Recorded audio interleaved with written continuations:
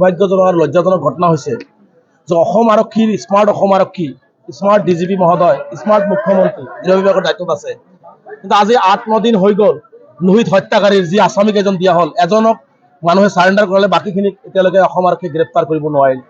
গতিকে লোহিত হত্যাকাৰীৰ লগত যে অসম আৰক্ষীৰ মিতিৰালি আছে এই কথাটো পুনৰ প্ৰমাণ কৰিলে।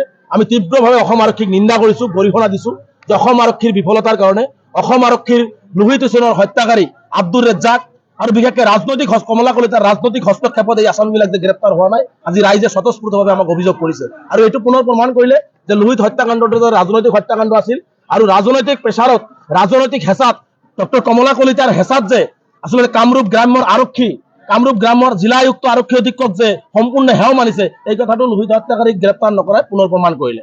গতিকে আজি আমি প্ৰতিবাদী সভা কৰিছোঁ। অসম আৰক্ষীক ডিজিপি মহোদয়ক আমি বিনম্ৰতাৰে আহ্বান জনাইছোঁ।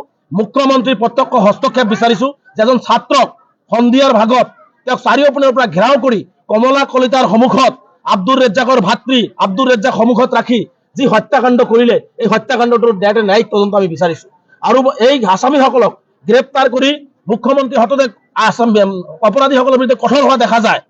বিভিন্ন সময়ত আমি দেখিছোঁ কঠোৰ হৈছে, 1 ঘণ্টাই যোৱা নাই আসামী কিন্তু বিভিন্ন পক্ষত মৃত্যু হৈছে বিভিন্ন কিন্তু আজিলৈকে এই আসামীসকলক গ্ৰেপ্তাৰ কৰিব নোৱাৰাটো দুৰ্ভাগ্যজনক। সেইকাৰণে মুখ্যমন্ত্ৰী ডাঙৰীয়াক আহ্বান জনাইছোঁ যে এটা ৰাজনৈতিক হত্যাকাণ্ড সংঘটিত হৈছে, ৰাজনৈতিকভাৱে হত্যা কৰা হৈছে লোহিত, আমাৰ আমচুৰ নেতা লোহিতক। গতিকে ইয়াৰ এটা মুখ্যমন্ত্ৰীয়ে প্ৰত্যক্ষ হস্তক্ষেপ কৰি অসম আৰক্ষীৰ বিফলতা, অসম আৰক্ষী যে বিফল হৈছে, অসম আৰক্ষীক আৰু সষ্টম হৈ বাকী থকা আসামীসকলক গ্ৰেপ্তাৰ কৰাৰ দাবী উত্থাপন কৰিছোঁ। News desk report, Assam digital news.